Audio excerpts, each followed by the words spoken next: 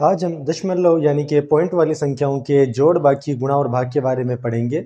चलिए सबसे पहले हम जोड़ और बाकी करते हैं। हाँ, तो हमने जोड़ और बाकी का क्वेश्चन साथ में इसलिए लिया है क्योंकि इन दोनों को करने का तरीका लगभग सेम है, यानी एक ही तरीके से हम इन दोनों को हल करेंगे। देखिए इसे कैसे करना है। सबसे पहले हम पॉइंट के इधर वाली संख्या को लिख देंगे, जैसे नॉर्मली लिखते हैं 13 और 3। अब इसके बाद दोनों के बाद जो पॉइंट है वो लगा देंगे। दोनों के बाद पॉइंट लगा दिए। पॉइंट लगाने के बाद इसके आगे है 2 और 4, 2 और 4। इसके आगे है 8, 8। जो जगह खाली है वहां पर हम 0 फिट कर देंगे। जोड़ का निशान है तो हम इसे जोड़ देंगे। बाकी के अंदर भी सेम इसी रूल के तहत जैसे हमने यहाँ पर लिखा है, सेम इसी तरीके से बाकी के अंदर भी हम लिखेंगे, और उसमें भी जहां पर खाली जगह है वहां पर 0 लगा देंगे। आगे की जोड़ और बाकी हमें नॉर्मली करनी है। 4 और 0 जोड़ने पर होते हैं 4, 8 और 2 जोड़ने पर होते हैं 10, 10 के 0 हासिल का 1, पॉइंट के नीचे पॉइंट। 3 और 3 जोड़ने पर होते हैं 6, 6 और 1 7, 1 और 0 1। इसी प्रकार बाकी भी नॉर्मली होगी। 4 में से 0 गए 4, 2 में से 8 जाते हैं नहीं, एक उधार लिया 12, 12 में से 8 गए, पीछे बचे 4, पॉइंट के नीचे पॉइंट लगा दिया। 3 ने एक उधार दे दिया, 2 बचा।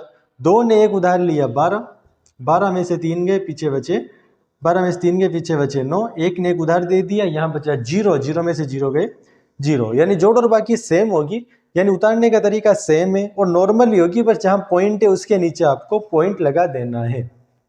चलिए अब हम पॉइंट वाली गुणा करते हैं। पॉइंट वाली गुणा भी नॉर्मली करनी है जैसे बाकी गुणा करते हैं। 3 दूनी 6, 3 तिया 9।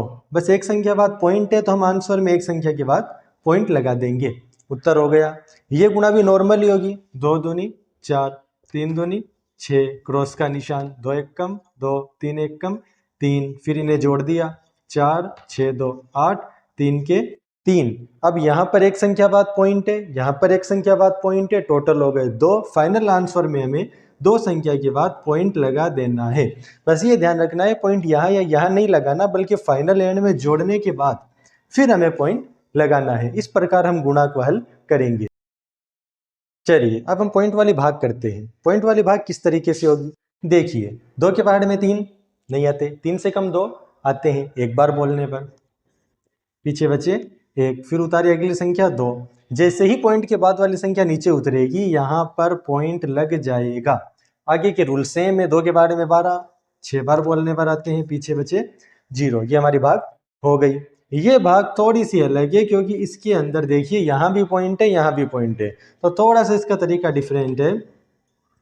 देखिए वैसे तो इसका रूल है कि इसके अंदर ऊपर 100 से नीचे 100 से गुणा होगा, लेकिन हमें फिलहाल उस रूल के अंदर नहीं जाना। मैं आपको सिंपल तरीका बताता हूँ।